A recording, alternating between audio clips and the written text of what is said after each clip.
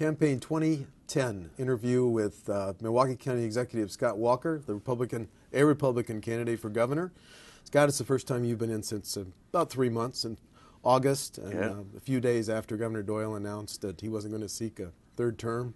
So why don't you update us on your campaign in the last 3 months? Let's start with that. Soft question, softball. Yeah, lots happened. Although the interesting thing is, I got in the race April 28th, talked about jobs and the economy being the issue. When the governor announced he wasn't going to run again, jobs and the economy, when everybody asked me how this affected, I said it's the same issue. Ron Kine said he's not running. Barbara Lawton pulls out. Now you've got, obviously, the mayor of Milwaukee, Tom Barrett, a nice guy, but someone obviously I have differences with. Each of those candidates making decisions since then, for us, the message is still the same. It's all about jobs and the economy. Which of those decisions most surprised you? Ron Kine. Ron Kine? Mm-hmm. Why, you really had him pegged as your... Yeah, I thought for sure, here is somebody that at least all the people you and I have talked to over the years would have said was positioned to make a statewide run, would have been competitive, has an interesting background, a different part of the state. That surprised me, not just that he didn't run, but that it was that quick. So why did he not run, do you think?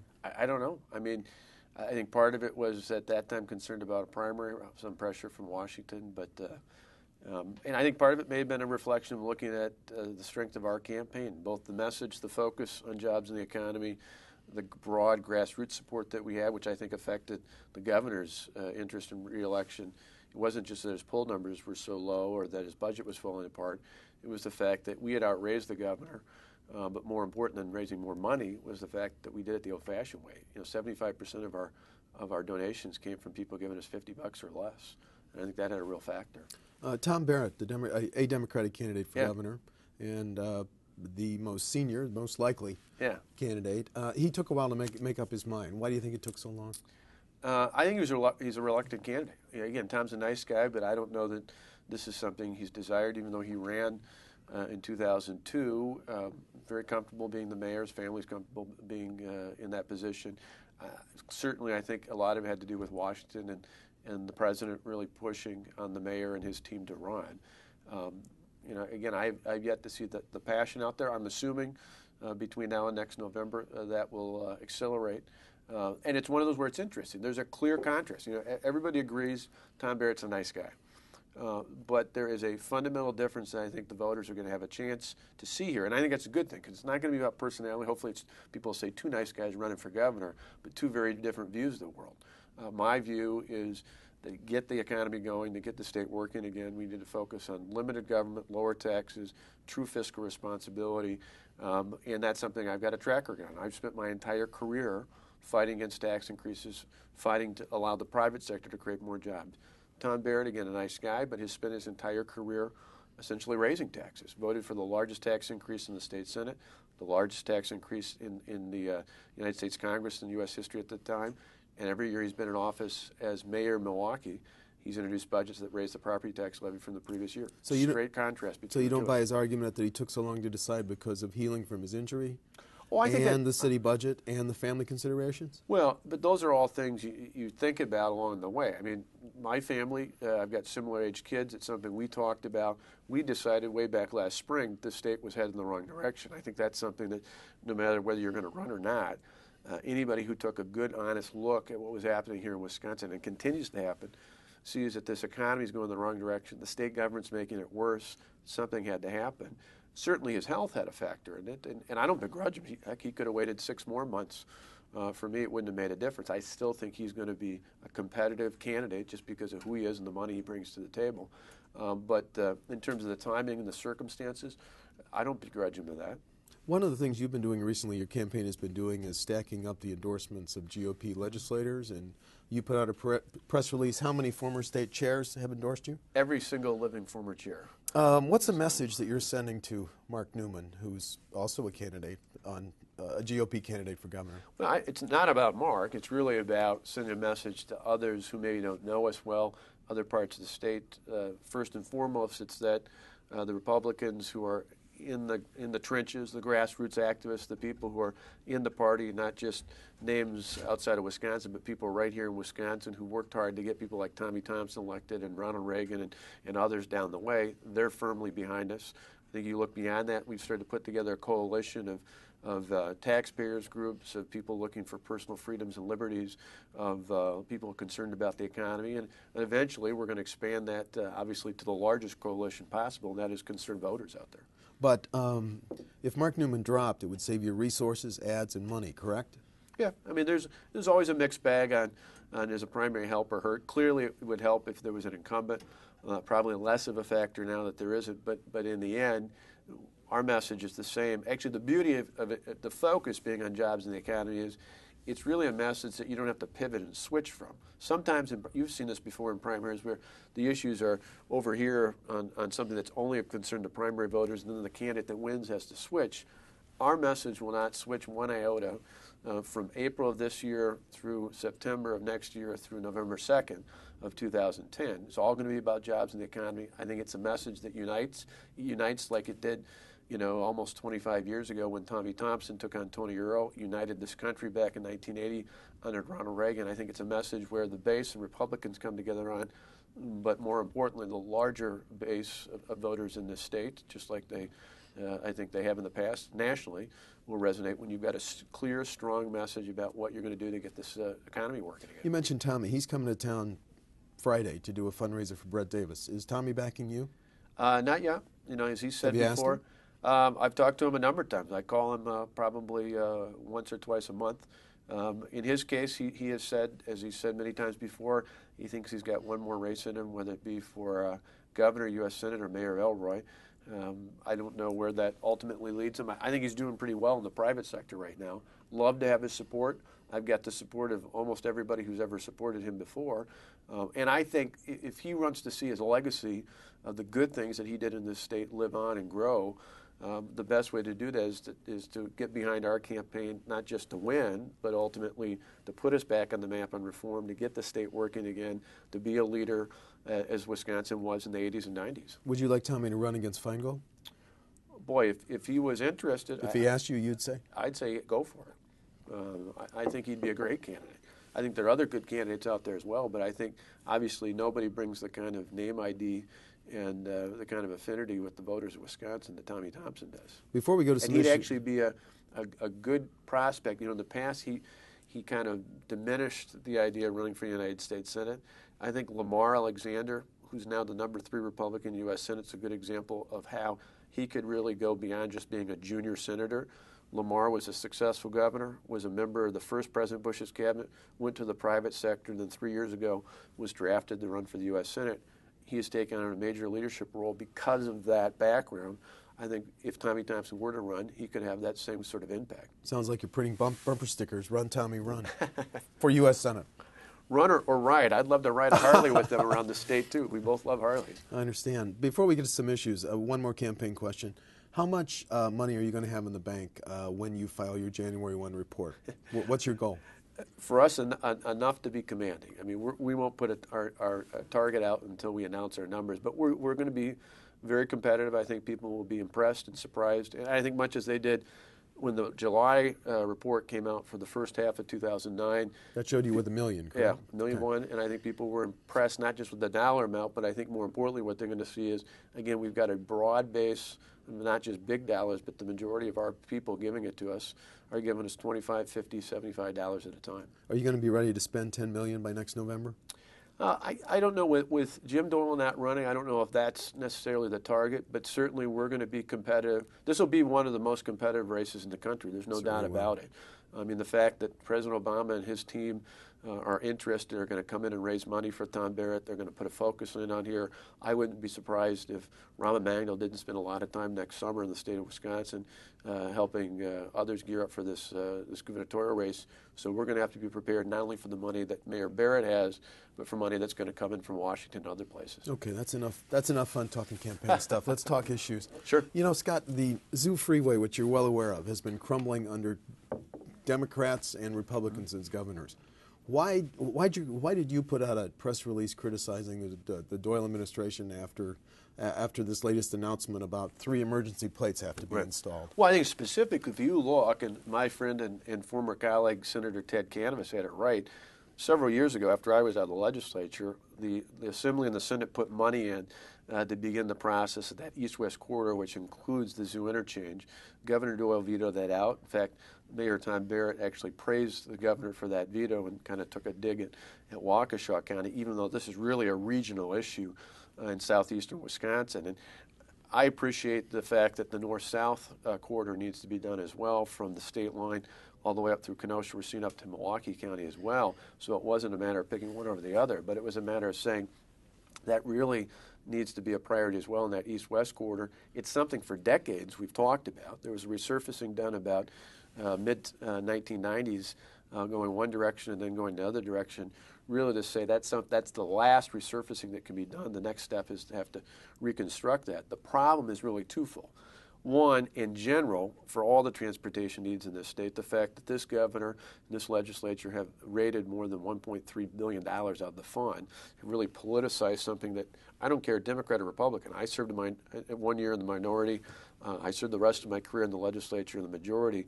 Didn't matter Democrat or Republican. Nobody touched the segregated transportation fund. Had they not raided that under this governor, we would have more money to deal with that, to deal with taking Interstate 90 from the state line through Janesville up to the Dells in 6 lanes in both directions, to do other things that are needed across the state.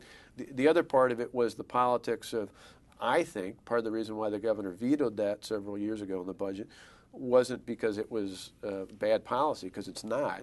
It was because of politics. It was because of a handful of Milwaukee politicians who said, hey, you can't touch anything in Milwaukee, no capacity building.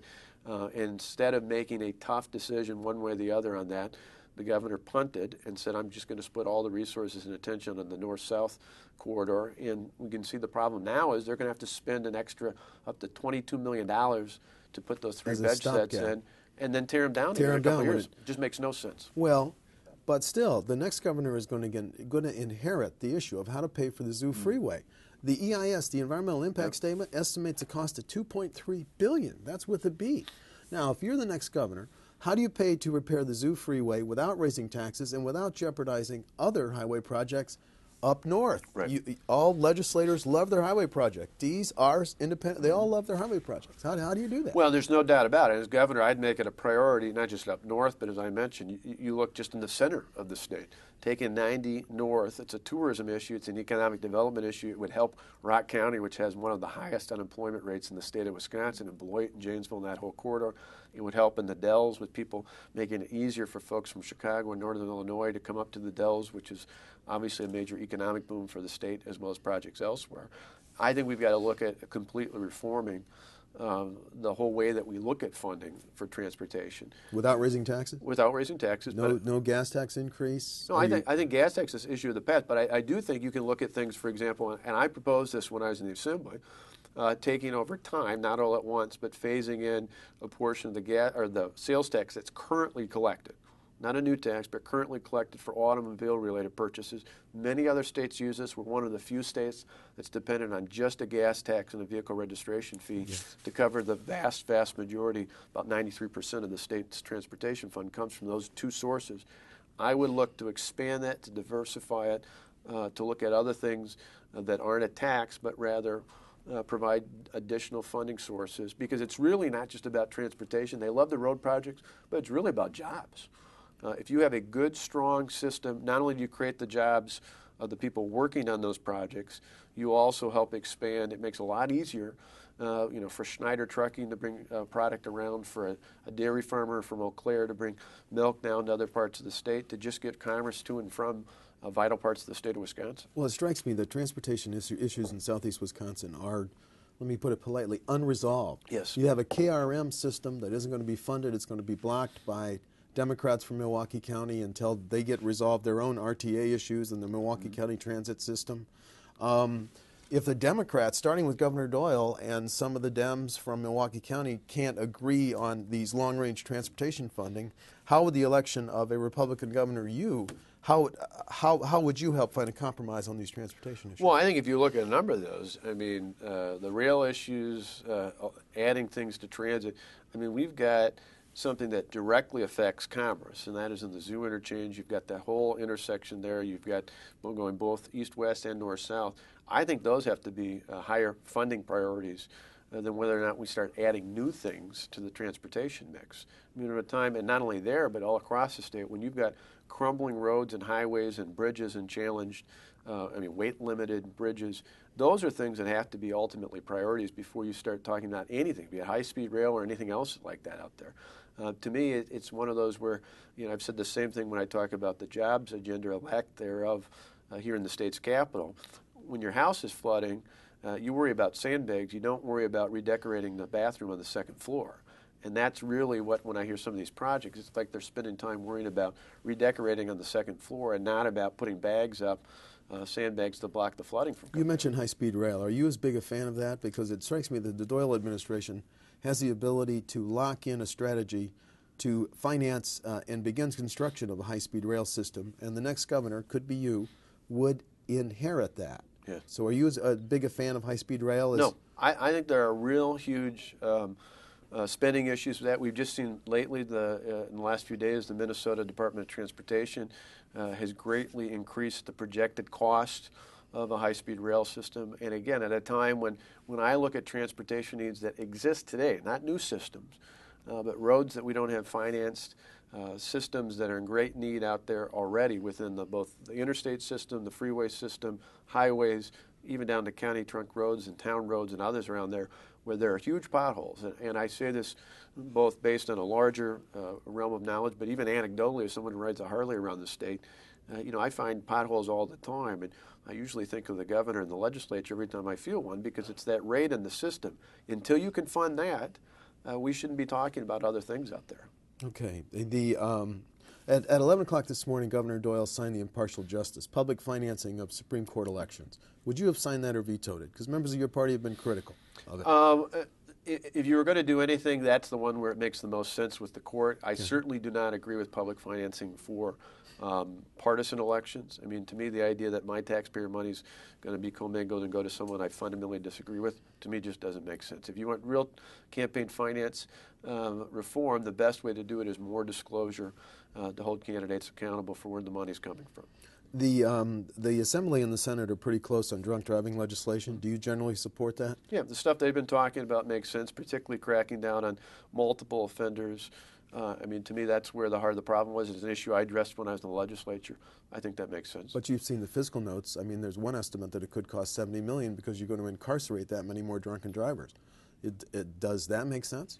Driving up your Department of Corrections costs? Well, I think you've got to look at alternative ways of dealing with individuals who are going to be prosecuted underneath that. But again, if that's a priority, if that's a public safety concern, if we believe we can actually stop that, stop the reoccurrence of multiple drunk driving offenses, I think we have to find a way within the existing system, not through higher taxes, but within the existing funding that we have to fund those priorities, just like it would in other areas.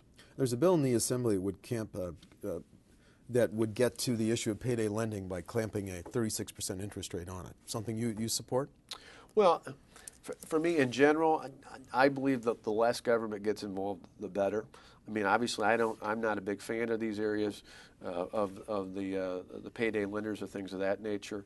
But there's a slippery slope once you have the government start telling people what they can and can't do in the private sector. It's not illegal, so whether it's that or any number of other things. I mean, I hear less about that and more about people's concerns, particularly outstate, about the DNR coming in and trying to take over private property and land rights, property rights. A lot of people who feel very passionately out there that government's really intruding upon their personal freedoms and liberties. And so while I'll look at specifics of individual pieces of legislation like this, to me, my general rule is you better have a pretty good, compelling reason to get the government involved in something that otherwise belongs in the private sector. I want to give you a chance to talk about an issue I've heard you quoted on.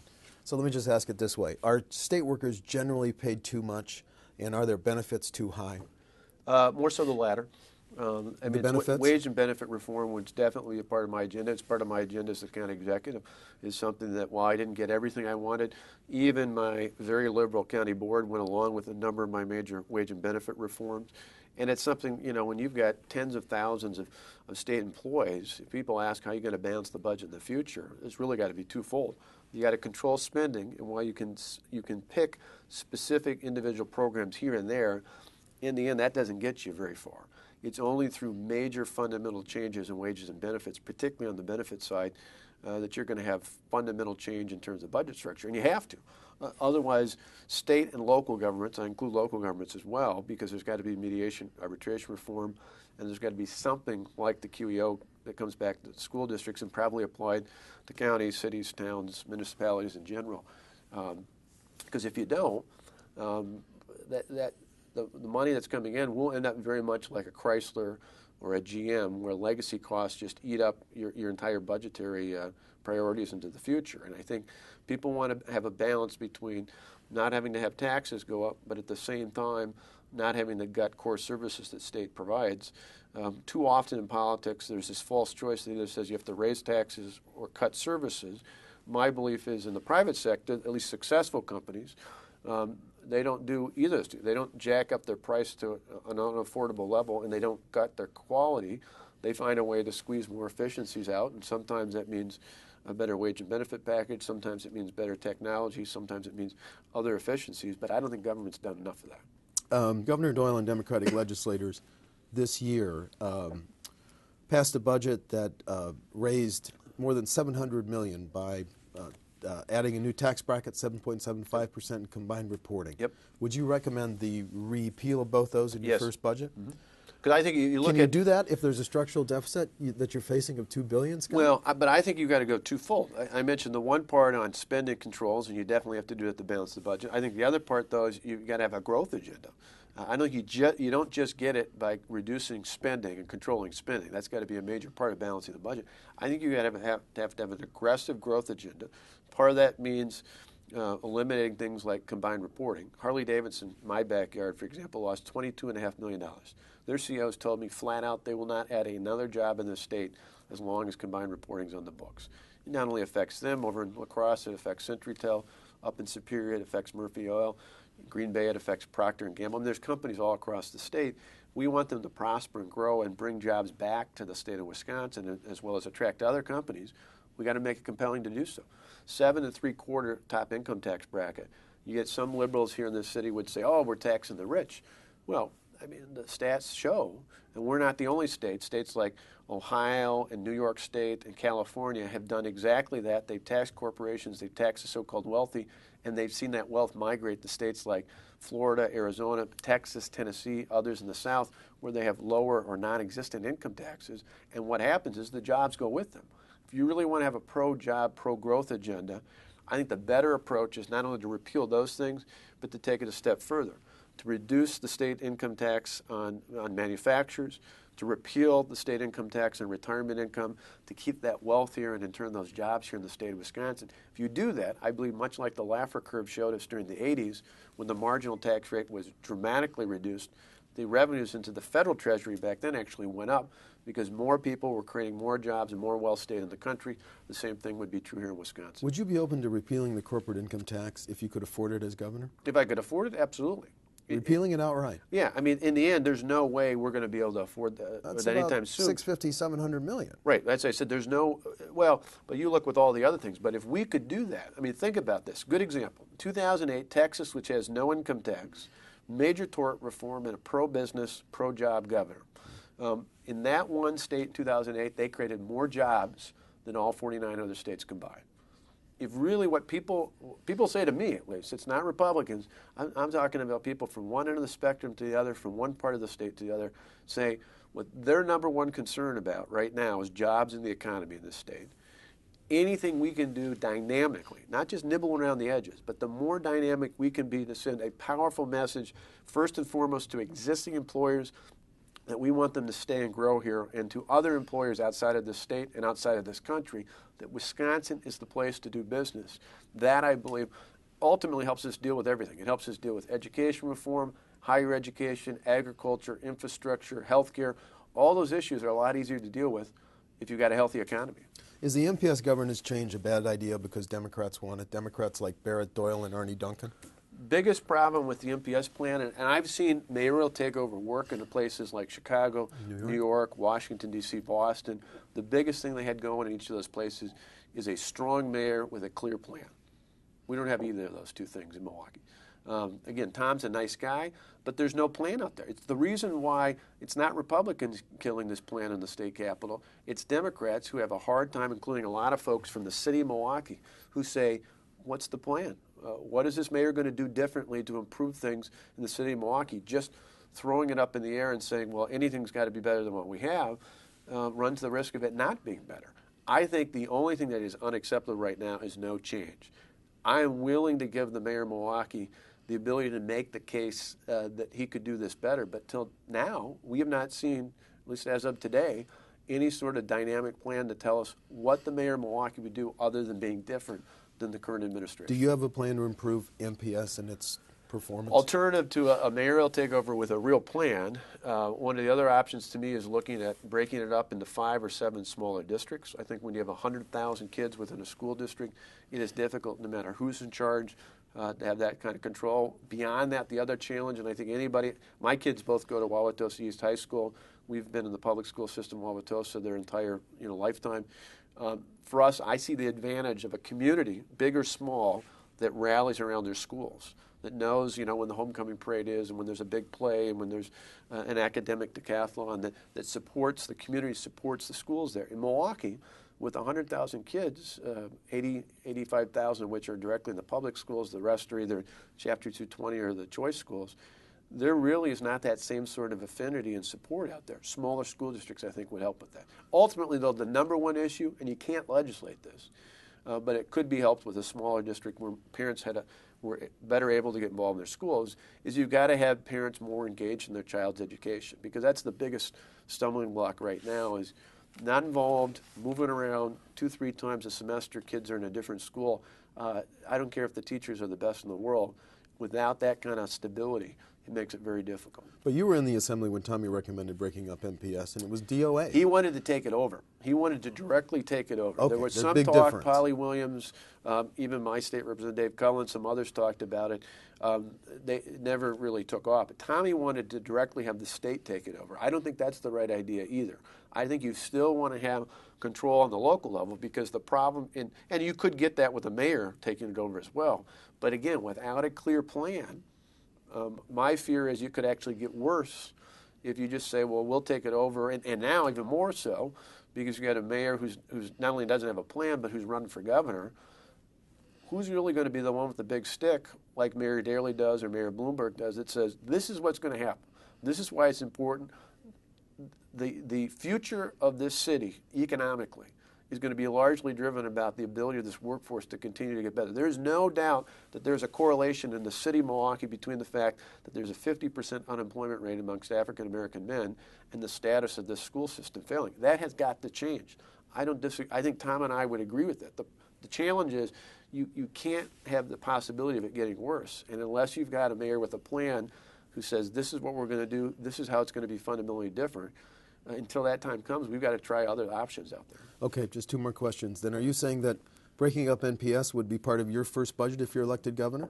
If we could do that, or there may be other alternatives out there, but I think right now, at least the ones I've looked at most viable to an alternative to no change, which is unacceptable, mayoral takeover, which right now doesn't have a firm plan behind it. To me, the other option that's on the table is breaking up the 5 or 7 smaller.